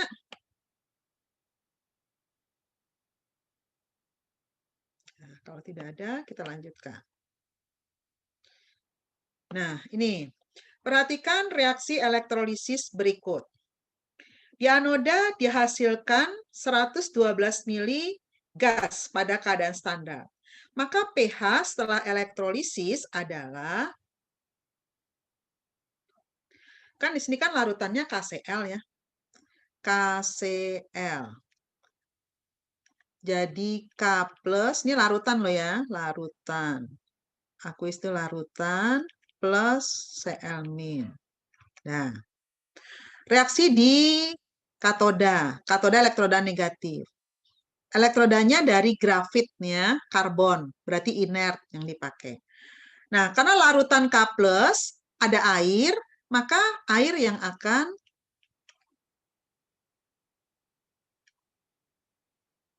tereduksi.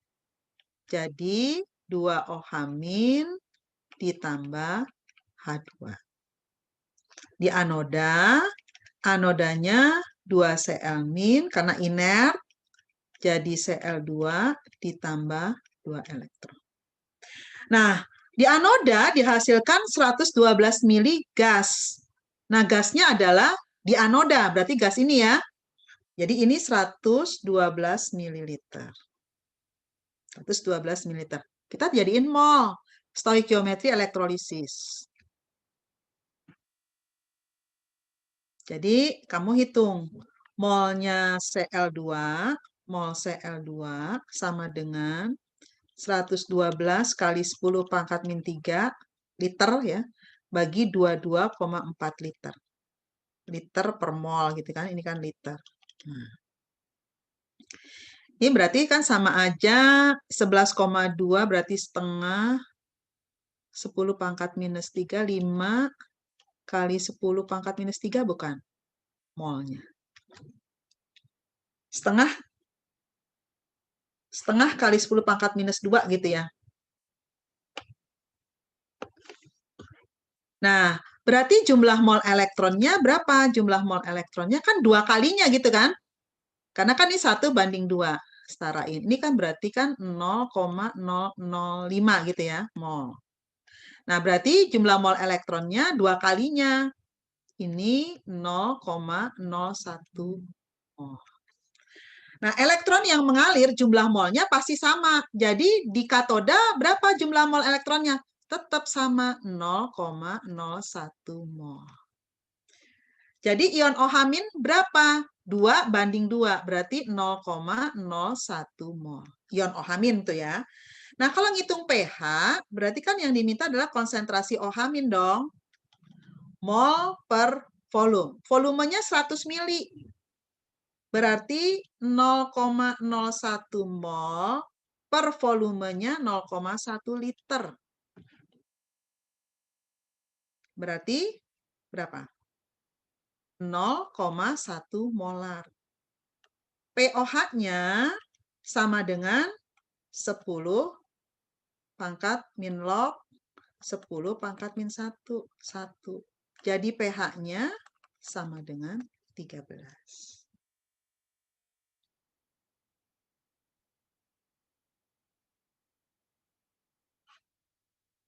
Ya, ini jangan lupa nih dibagi. Nih, liatin nih volumenya. Jadi jangan dari molnya aja, tapi molaritas. Kalau ngitung pH itu harus molaritas. Maka dibagi per volume, larutan. Oke. Ya, stoikiometri elektrolisis. Jadi elektron yang mengalir sama gitu ya. Jumlah mol elektron yang mengalir sama baik di anoda maupun di katoda. Jadi misalnya di sini 4 elektron. Terus di sini kamu kaliin dibagi 2, enggak. Jadi kalau di sini 0,01 mau di katoda anoda ya tetap sama 0,01 jumlah mol elektronnya. Ya, jangan dilihat koefisien dari elektronnya ya. Karena kan itu dengan sumber arus yang sama. Pasti elektron yang mengalir juga jumlahnya sama.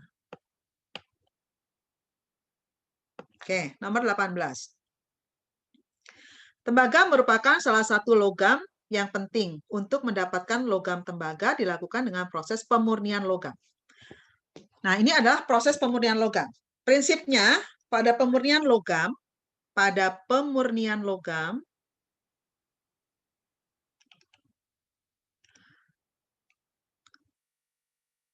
logam murni itu adalah sebagai katodanya. Ya, logam murni sebagai katodanya. Logam kotor sebagai anodanya. Kemudian elektrolitnya harus mengandung ion logam. Jadi harus ada ion logam. Jadi kalau tembaga ada ion logam tembaganya. Kalau kita memurnikan ion logam yang dimurnikan. Nah, jadi kalau misalnya pada pemurnian logam tembaga, maka logam murni, Cu murni adalah sebagai katodanya. Cu kotor sebagai anodanya. Elektrolitnya mengandung ion Cu2+, misalnya dipakai CuSO4 ya, untuk larutan zat yang mudah larut ya. Umumnya dipakai adalah CuSO4.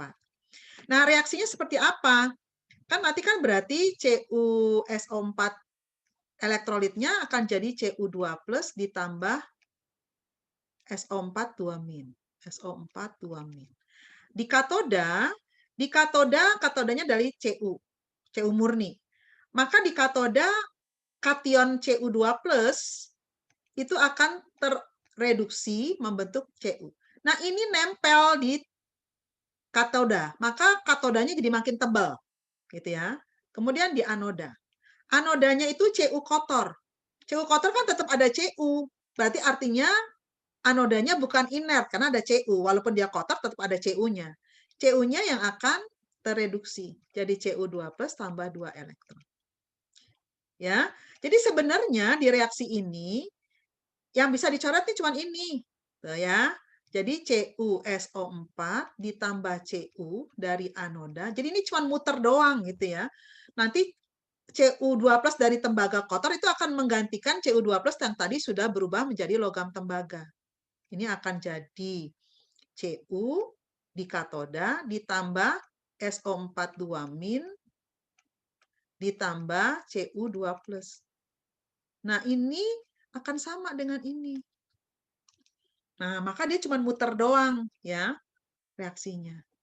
Jadi kalau misalnya tembaga tak murni, katodanya tembaga murni. Reaksi yang terjadi di katoda ya Cu2+ tambah 2 elektron menjadi Cu.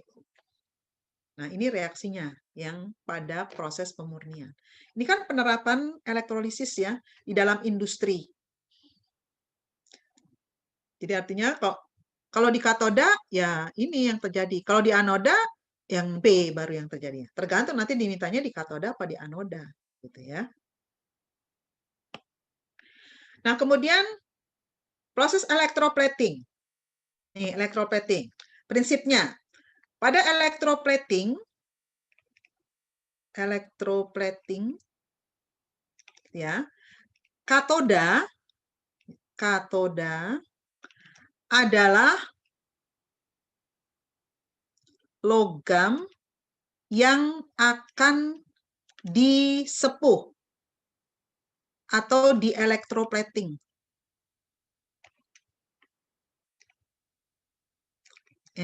Ya. Anodanya adalah logam penyepuhnya. Kemudian elektrolitnya harus mengandung ion logam penyepuh. Nah, jadi kalau misalnya kita mau melakukan elektroplating nih, lempeng besi dilapis perak. Besi dilapis perak. Besi dilapis perak. Berarti logam penyepuh atau logam pelapis gitu ya, sama. Ini pelapis. Nah, berarti katodanya harus dari besi. Anodanya harus dari perak.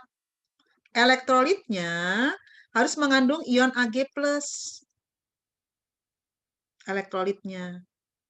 Ya, itu prinsip dari elektroplating. Jadi nggak boleh salah. Jadi mau elektroplating apa saja, mau seng, mau pakai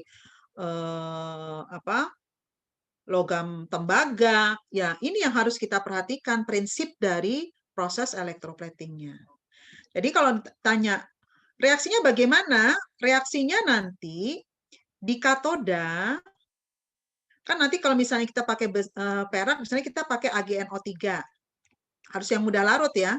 AgNO3, garam nitrat itu adalah semuanya garamnya mudah larut. Jadi kan nanti ada ion Ag+ tuh ya, tambah NO3-. Ini.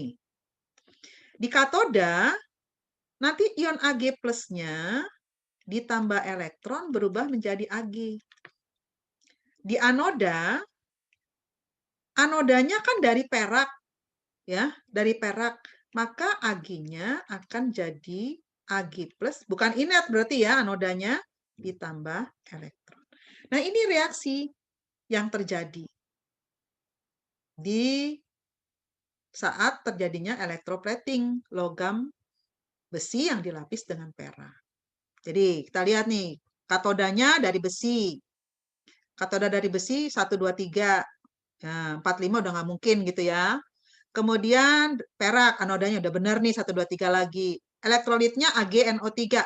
Berarti nomor 3 udah nggak mungkin. Jadi tinggal 1, 2. Nah, tinggal reaksinya.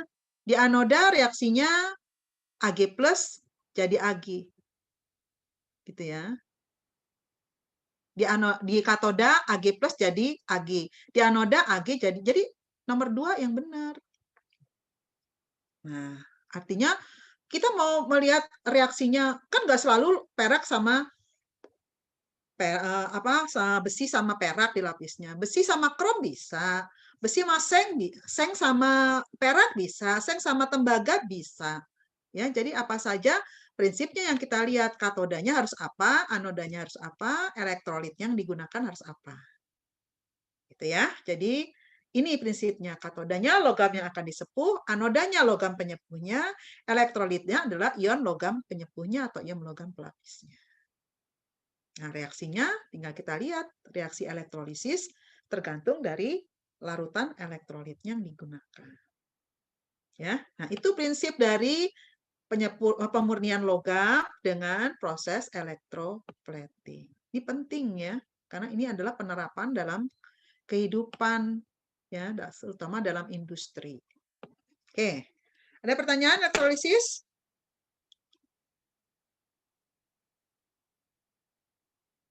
Kalau tidak ada, kita lihat untuk yang kimia unsur.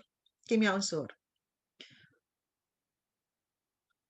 Mungkin kamu perlu baca kalau kimia unsur ya, sama dipahami sifat-sifat fisik dan sifat-sifat kimianya. Jadi dari atas ke bawah bagaimana, atau dari kiri ke kanannya bagaimana gitu ya. Lalu kenapa bisa terjadi seperti itu. Nah, kita lihat soal nomor 20. Ini adalah pembuatan ya. Natrium dalam jumlah besar di air laut. Jadi kan kita tahu bahwa unsur golongan 1A, golongan 2A itu tidak terdapat bebas di alam. Halogen juga sama. Kenapa? Karena unsur-unsur ini adalah unsur yang reaktif. Golongan 7A itu mudah sekali mengikat satu elektron, maka di alam pasti terdapatnya dalam bentuk senyawa. Golongan 1A, 2A juga tidak terdapat dalam keadaan bebas karena mudah sekali melepas elektron dengan elektron valensi 1 untuk golongan 1A dan 2 untuk golongan 2A. Pasti dia akan jadi lebih reaktif. Ya, maka di alam pasti dapatnya dalam keadaan senyawa. Maka untuk proses pembuatannya, karena nggak terdapat dalam keadaan bebas, ya harus diproduksi. Misalnya golongan 1A, logam natrium. Logam natrium itu bisa diproduksi dengan cara elektrolisis. Bahan baku yang banyak adalah dalam bentuk garam dapur. Di air laut itu banyak garam dapur. Maka harus dielektrolisis lelehan. Jadi harus dari lelehannya, tidak boleh dari larutannya. Kenapa? Kalau larutannya yang terbentuk bukan logam, tapi jadinya basa, NaOH. Nah, prosesnya adalah untuk golongan 1A itu dibuatnya dengan proses yang namanya proses Dawn. Ya, proses Dawn. Ini proses-proses kamu harus hafal nih. Kalau logam Na ini prosesnya Dawn. Kalau Mg ini prosesnya Dow. Kalau mau bikin Na2CO3 ini pakainya Solvay. Prosesnya. Kalau mau bikin fosfor putih ini pakainya Wohler. Ya, mungkin kamu nanti bisa lihat. Kalau belerang di alam kan bisa terdapat dalam keadaan bebas. Ya, belerang itu untuk mendapatkan belerang bisa dengan cara frost. Tapi untuk ada yang di permukaan tanah. Nah, kalau yang ada di dalam tanah, di dalam tanah, ini dalam tanah. Kalau yang di permukaan tanah itu dengan cara sisilia. Ini permukaan. Nah. Kalau mau bikin aluminium, bisa diproses dengan nama prosesnya. Nah, ini ingat-ingat nih ya, prosesnya sering banget ditanya nih, Hall-Héroult. Kalau logam besi dengan tanur tiup atau tanur tinggi. Ya. Itu proses-proses yang mau bikin asam nitrat, pakai nama prosesnya adalah proses Ostwald.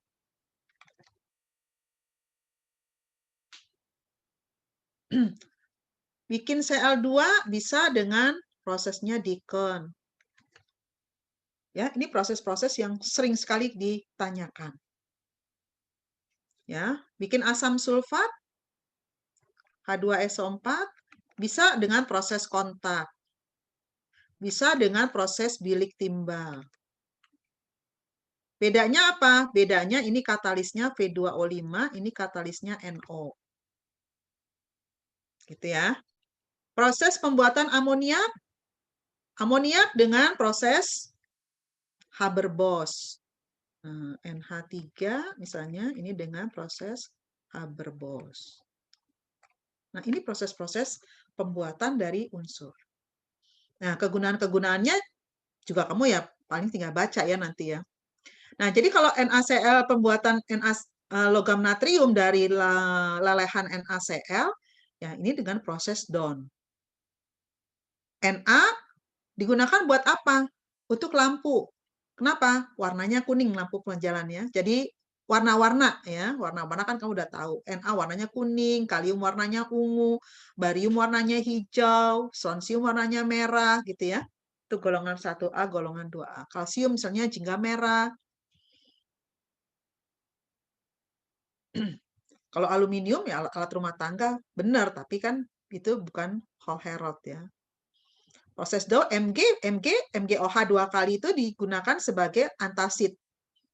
MgSO4 7H2O sebagai pencahar. Ya. Itu beberapa kegunaan dari unsur-unsur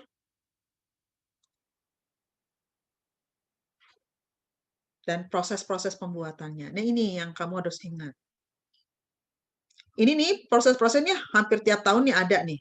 Pasti ada keluar tuh di soal, kalau misalnya kamu nggak ada UN pun, di US ya pasti sifat-sifat dan unsur-unsur ini pasti ada. Gitu.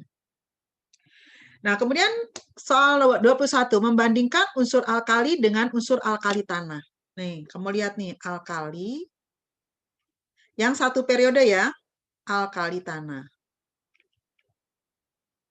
Nah, berarti dari kiri ke kanan. Satu periode. Kalau kita bandingkan, mulai dari jari-jarinya. Jari-jari atom. Makin ke kanan, makin kecil. Karena alkali tanah itu muatan intinya lebih besar. Ya, kan dia kan nomor atomnya lebih besar satu dibandingkan alkali dalam satu periode ya. Jadi makin banyak jumlah protonnya, gaya tarik intinya makin kuat. Jadi elektronnya makin tarik ke dalam inti. Kalau makin ketarik kan berarti makin mengecil. Jadi jari-jari atomnya makin kecil. Kalau jari-jari atomnya makin kecil, berarti energi ionisasinya makin ke kanan, jadi makin besar. Makin susah untuk melepas elektron. Kan gaya tarik intinya makin kuat gitu ya. Jadi makin mudah mengikat elektron, tapi makin sukar untuk menarik elektron. Energi ionisasi. Terhadap afinitasnya, sama. Afinitas itu adalah energi yang menyertai proses pelepasan pengikatan elektron. Makin mudah mengikat elektron, karena kan makin mudah mengikat elektron, maka energi yang menyertainya makin banyak. Jadi afinitasnya juga makin besar. Keelektronegatifannya juga makin besar karena makin mudah, makin ke kanan makin mudah gitu ya. Lebih susah untuk melepas elektron. Walaupun alkali-alkali tanah itu yang kita hubungkan ya lebih tepatnya ke energi ionisasi karena dia adalah dua-duanya unsur yang cenderung mudah melepaskan elektron. Tapi karena gaya tarik intinya lebih kuat, alkali tanah itu lebih sukar untuk melepaskan elektronnya. Nah, logam ini kan sebagai pembentuk basa. Maka sifat basanya dua-duanya pembentuk basa. Karena lebih reaktif alkali, sifat basanya juga makin lemah. Ya. Jadi kereaktifan makin ke kanan makin kecil juga. Maka unsur alkali lebih reaktif dibandingkan alkali tanah. Bisa dibuktikan kalau alkali dengan air biasa aja udah bisa bereaksi, tapi kalau alkali tanah misalnya Na sama Mg, Na air dingin aja bisa bereaksi, tapi alkali tanah harus suhunya 100 derajat, Mg harus 100 derajat. Ya, ini sifat-sifat. Titik lelehnya bagaimana? Kalau titik leleh hubungannya sama ikatan logam. Nah, ikatan logam itu makin ke kanan makin kuat. Kenapa? Karena elektron valensinya makin banyak.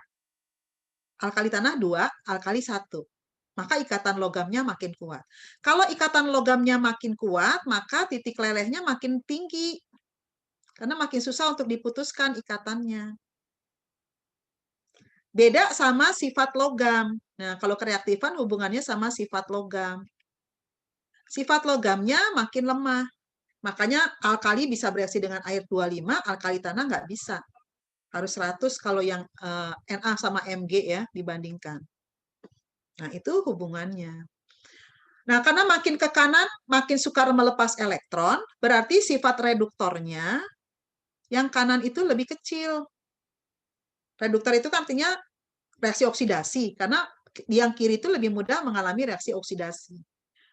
Maka sifat reduktornya yang kanan itu lebih kecil dibandingkan alkali tanah, lebih rendah dibandingkan alkali. Nah, dari sini sifat-sifat ini kita bisa lihat ya bahwa kalau kita bandingkan alkali dengan alkali tanah,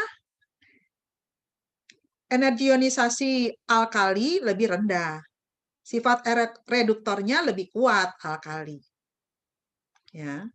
Jari-jari atomnya lebih besar. Sifat basanya lebih kuat. Titik lelehnya lebih rendah. Jadi yang B yang benar. Jawaban.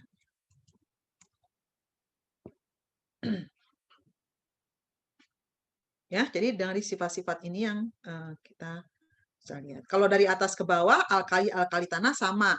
Sifat basanya makin kuat gitu ya. Jari-jari atomnya makin ke bawah makin besar, energi ionisasinya makin lemah, afinitasnya makin lemah kalau makin ke bawah. Sifat basanya makin kuat, ikatan logamnya makin lemah, titik lelehnya makin rendah. Sifat reduktornya makin kuat.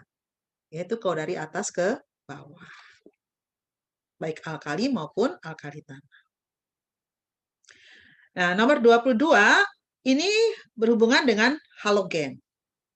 Halogen itu kan salah satu sifatnya adalah makin ke bawah, harga E0-nya kan makin kecil. Jadi makin ke bawah, sifat oksidatornya, ya, makin ke bawah, halogen, sifat oksidator makin lemah. Jadi, unsur halogen yang di atas bisa mendesak ion halida yang ada di bawahnya. Jadi kalau misalnya F2, Cl2, Br2, I2. Di sini ada F-, Cl-, gitu ya.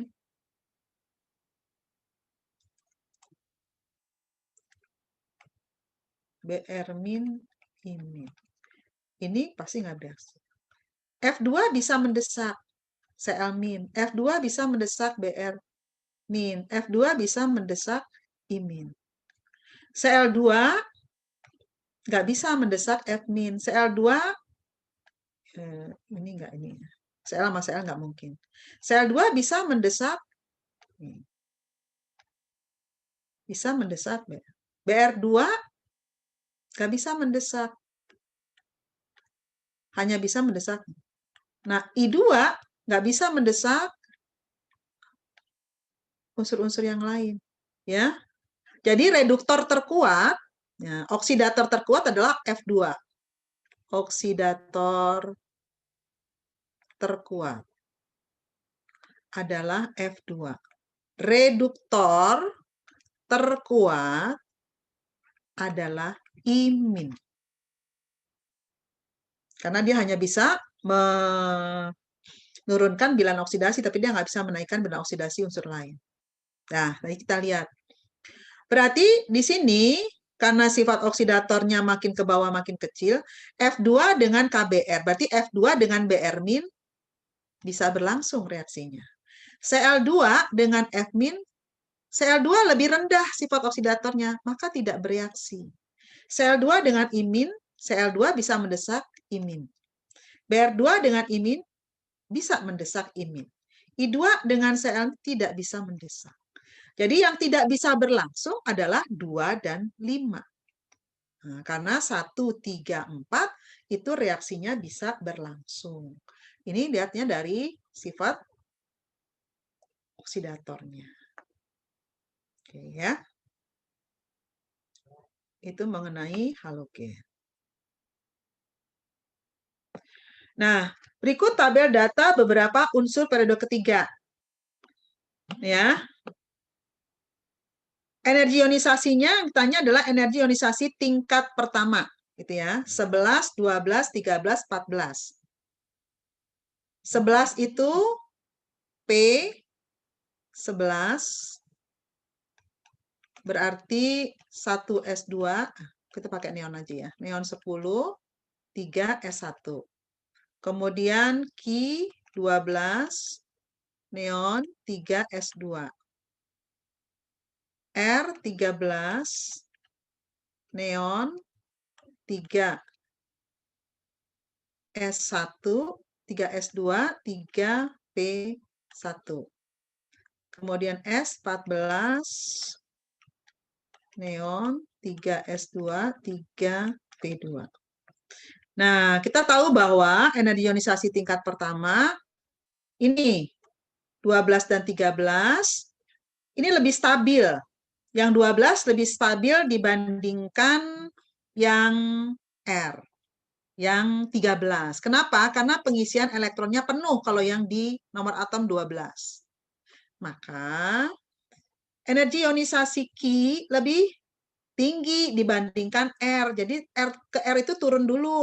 Ya, jadi kalau misalnya kamu mau melihat seperti ini, nah ini. Jadi energi ionisasinya ini yang paling tepat. Ya, jadi ini adalah P, Ki. Kemudian turun di R, baru naik lagi di S. Ya, karena pengisian elektronnya penuh untuk Ki lebih stabil dibandingkan R. Kan unsur di periode ketiga, kan kalau kita gambarin energi ionisasi tingkat pertamanya, nih, Na, terus Mg, terus turun dulu gitu ya, turun di Al, terus naik lagi di Si, terus naik fosfor, baru turun lagi di S, baru naik lagi Cl, naik lagi di argon. P dengan S, nih, karena P lebih stabil banding S, pengisiannya elektron penuh dan setengah penuh, lebih stabil dibandingkan yang tidak penuh atau yang tidak setengah penuh. Ya, jadi itu untuk menjawab soal nomor 23.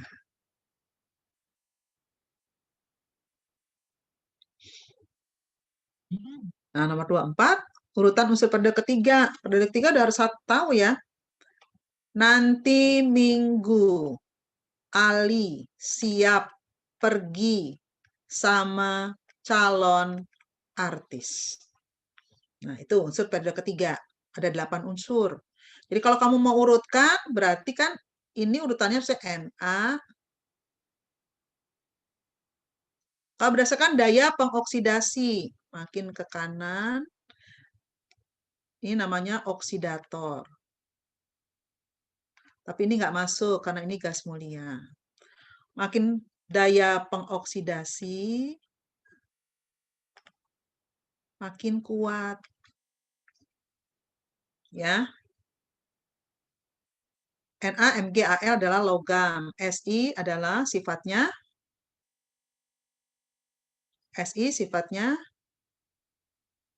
Al ini logam amfoter ya. Si sifatnya metaloid, sebagian logam, sebagian non-logam. PSCl adalah non-logam. Argon, gas mulia. Ya. Titik leleh Na, Mg, Al makin tinggi. Kemudian makin tinggi ke Si. Turun tajam ke P karena gaya tarik antar molekulnya PSCl ini hanya dipol sesaat, dipol terimbas. Jadi yang punya titik leleh tertinggi adalah silikon. Ya, nah daya pengoksidasinya makin kuat. Jadi kalau urutannya ya berarti Na, Al, Si, S. Na, Al, Si, S. Itu urutannya pengoksidasinya yang semakin besar. Jadi udah harus tahu ya dari kiri ke kanannya bagaimana. Unsurnya harus hafal nih urut-urutannya. Nah, nomor terakhir. Saya turunin aja deh biar kelihatan. Nah, tata nama ion kompleks. Perhatiin, tata nama ion kompleks. Tata nama ion kompleks adalah kamu urutkan dulu jumlah. Jadi jumlah ligan, terus baru nama ligan, baru nama ion pusat, baru biloxnya. Jangan lupa ditulis dengan angka Romawi. Ya. Ligan negatif selalu pakai akhirannya O. Ligan negatif selalu pakai akhirannya O. Jadi kalau misalnya Cr NH3 5 kali Cl2+, gitu ya. Itu berarti ini Cr NH3 5 kali Cl2+. Berarti di sini ion pusatnya ini muatan plus 2. Plus 2 itu adalah muatan ion kompleks. Muatan ion kompleks. Itu dari muatan atom pusat, muatan ion logam, ditambah muatan ligan. Ya. Jadi plus 2, ini dari atom pusatnya, berarti NH3 0 kali 5, 0, Cl-nya -1, berarti -1 ditambah X jadi 2+, maka Cr-nya artinya plus 3. Jadi Cr-nya 3+. Jadi ion pusatnya adalah Cr3+, kemudian ligannya ada 2, NH3 dan ligan Cl-. Bilangan oksidasinya 5 ditambah 1, 6. Ya, bilangan oksidasinya, bilangan koordinasinya sama dengan 6. Bilangan koordinasi umumnya adalah 2 kali dari bilangan oksidasi tertinggi ion pusatnya. Jadi kalau Cr-nya 3+, ligannya pasti 6. Fe tertingginya 3+. Mau Fe-nya 2+ atau Fe-nya 3+, tetap ligannya pasti 6. Karena tertinggi ion tunggalnya adalah plus 3. Ya. Jadi bisa dilihatnya dari situ. Nah, kalau kita kasih nama sekarang ion. Kalau ligannya lebih dari 1, harus dengan urutan abjad. NH3 namanya amin. Jumlahnya 5, maka namanya pentaamin atau pentamin. Ya, pentaamin. Klornya 1, monokloro. Monokloro. Nah, karena ion kompleksnya positif, namanya sesuai dengan nama ion pusatnya, nama atom tersebut, krom, ya, krom. Kalau dia asalnya dari ion kompleks negatif, harus pakai akhiran at. Nah, jadi nomor 1 itu namanya salah. Kalau dikasih kromat ya salah, karena ini ion kompleksnya positif. Nih, berarti suatu ion kompleks nih ya, kita lihat dulu. Ini dari namanya udah salah ya. Suatu ion kompleks, ion pusatnya Cr3+, ligannya NH3, Cl-, muatannya plus 2. Pasangan rumus dan nama ion kompleks yang tepat adalah nih. Berarti kamu harus tahu muatan kompleksnya. Muatan ion kompleks itu plus 2. Udah tahu plus 2 gitu ya. Ligan NH3-nya berapa? Kita nggak tahu. Apakah itu 5 dengan 1, 3 dengan 2, 3 dengan 3, atau 4 dengan 2, 2 dengan 4. Kita cari. Nah, ini kan Cr-nya 3+, berarti ligannya pasti 6. Kalau ligannya 6, ya kita cari dulu NH3-nya berapa. Nah, kita lihat NH3-nya, misalin Cl-nya sama dengan X. maka NH3-nya sama dengan 6 min X, karena bilangan koordinasinya 6. Jadi cari dulu ini, Cl-nya berapa, NH3-nya berapa. Nah, terus kamu masukin, muatan ion kompleks adalah, nah, muatan ion kompleksnya kan plus 2. Plus 2 ini asalnya dari muatan atom pusatnya plus 3. Ditambah NH3-nya 6 min X. 6 min X. Muatannya 0. Ditambah Cl-nya X kali min 1. Ya, jadi plus 2 sama dengan plus 3 tambah 0 min 1. Berarti min X ya, sorry, min X. Berarti X-nya berapa? 1. 1. Jadi X-nya 1, berarti Cl-nya 1. Nah, Cl-nya 1, ini 5. Nah, sekarang kita lihat nih yang benar 1, 5. Berarti Cl-nya yang 1 ya. Berarti yang B kan Cl-nya 5, udah pasti salah gitu ya. Dari rumusnya aja udah salah. Yang kemungkinannya cuma A, C, gitu ya. Ini juga salah nih. ACE. A benar, A dengan C aja ya. Berarti B terbalik. Kemudian yang D juga kebalik. Yang E juga jumlahnya enggak seperti ini. Nah, tinggal lihat namanya. Yang ini namanya salah. Kenapa? Karena ion kompleksnya positif, nggak mungkin pakai akhiran at. Yang at itu adalah kalau ion logamnya dari ion kompleks yang negatif. Nah, berarti tinggal yang benar adalah ion pentamin monokloro krom 3. Jadi ini yang benar. Gitu. Ya. Jadi kalau ligannya ada 2 ya jadi cari dulu nih. Ya, jumlah masing-masing ligannya ada berapa. Jadi kamu tinggal lihat dari muatan ini ya. Kalau udah Cr3+ ya udah pasti. Lihat yang tertingginya pasti plus 3. Nanti kalau misalnya di sininya misalnya Fe2+, tetap Fe3+ yang paling tinggi kan yang punya. Tetap kalau Fe itu pasti 6. Karena yang tertinggi ion logamnya muatannya adalah plus 3. Ya, maka kita bisa menentukan rumus dari ion kompleks. Nah, berikut namanya. Ya, ion kompleks cuma rumus sama namanya aja yang di bentuk molekulnya nggak usah. Terus ini ada pertanyaan? Bu, tadi itu dikali 0 kenapa ya, Bu? NH3 itu kan ligan netral. Ligan netral itu NH3H2O. Berarti netral. Netral itu artinya nggak bermuatan, jadi 0 muatannya.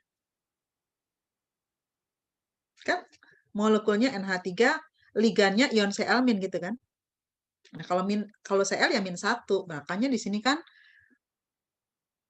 X kita misalin. Ya, jadi 0 ini muatannya. Ini kan X, muatannya kan min 1 Cl kan, maka dikali min 1. Itu kira-kira mengenai ion kompleks. Masih ada yang mau ditanyakan? Hari Senin sepertinya ada waktu 30 menit kalau ada waktu tanya jawab ya.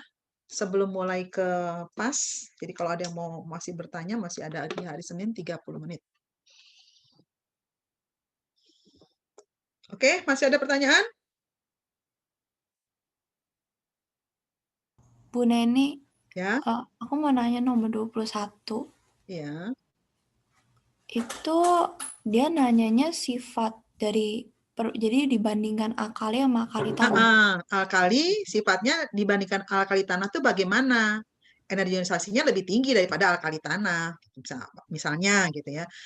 Artinya gini, sifat alkali energi ionisasinya lebih tinggi daripada alkali tanah. Jadi alkali dibandingkan sama alkali tanah, alkali itu bagaimana? Oh, Bu, Jadi bukannya berarti dari alkali ke alkali tanah kan jari-jari atomnya makin tambah kecil. kecil. Bu, itu Iya. berarti benar dong. Mana? Jari-jari atomnya Iya, lebih jadi sifat yang sesuai untuk golongan alkali dibandingkan unsur golongan alkali. Ya, sifat reduktor alkali lebih kuat. Jari-jari atomnya lebih besar alkali. Makin ke kanan makin kecil. Jawabannya yang B jadinya. Jari-jari atom alkali lebih besar dibandingkan alkali tanah. Oh, jadi Bu, maksudnya bandinginnya bukan dari alkali ke alkali tanah, tapi bandinginnya alkali tanah dengan alkali. Bukan nih, sifat unsur alkali dibandingkan alkali tanah. Alkali jari-jari atomnya lebih besar daripada alkali tanah. Jadi alkali terhadap alkali tanah bagaimana? Jari-jarinya lebih besar dari alkali tanah. Energinisasinya lebih besar daripada lebih kecil daripada alkali tanah. Sifat basanya lebih kuat dibandingkan dari alkali tanah. Itu maksudnya begitu. Oh, oke deh Bu, ngerti. Jadi kayak alkali jari-jari atomnya lebih kecil daripada alkali tanah gitu. Lebih besar. Oh, maksudnya iya, tapi kayak cara Iya, perbandingannya gitu kan. Iya, membandingkannya begitu. Makanya jawabannya salah kan? Karena harusnya lebih besar alkali dibandingkan alkali tanah. Jadi lihatin ini aja kalau kita membandingkan alkali dengan alkali tanah. Oke, ada lagi?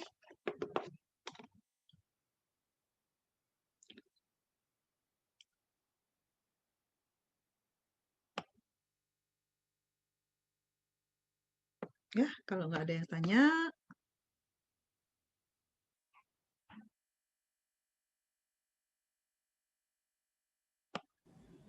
Nanti 35 soal lagi, Bu. 25. Oh, udah. Oke, Bu. Kok 35? 25 lah, sedikit orang cuma 60 menit kok. Ya kan, yang lalu kan waktu kimia kan nggak ada tambahan waktu yang 15 menit kan. Makanya mungkin kamu waktunya agak kurang. Kalau yang sesudah-sudahnya kan semua ditambahin 15 menit kan. Untuk spare waktu kalau ada yang nge-lag dan sebagainya. Ini kan di awal udah agak lemot, di akhir udah agak lemot. Terus nggak ditambahin lagi waktunya. Ya udahlah.